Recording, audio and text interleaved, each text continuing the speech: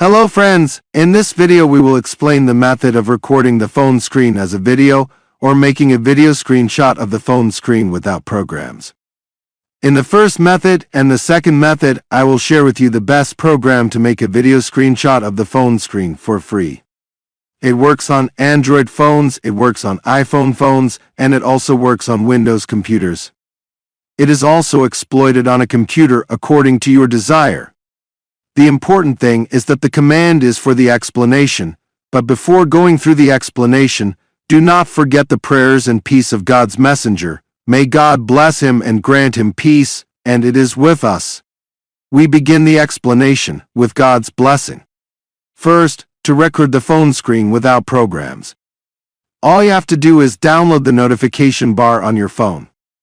Then you look for the screen recording icon. If you do not find it among the programs in the notification bar of your phone screen, you click on the pen mark that is there, and then you search for the rest of the applications that you have. If you find there the screen recording icon, you long press on it and drag it to the programs or page.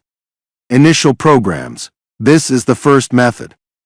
Now to record any screen, just click on the screen recording icon, and the video and audio screen will be recorded as well. Now we go to the second method.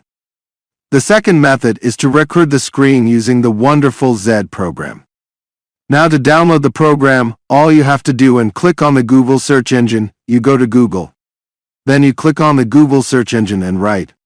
After that, you enter the official website of the application. Here you will find these options. Your device type. If it is Android, you download the Android version. If it is Windows, you download the Windows version. If it is Mac as well, if it is iOS, you download a version. The important thing is that after downloading the copy, you will find the program as follows. This is its interface and how to use it. It is very simple. You can also remove the watermark from the program from the settings. It is important for those who have any problems. For those who have any questions.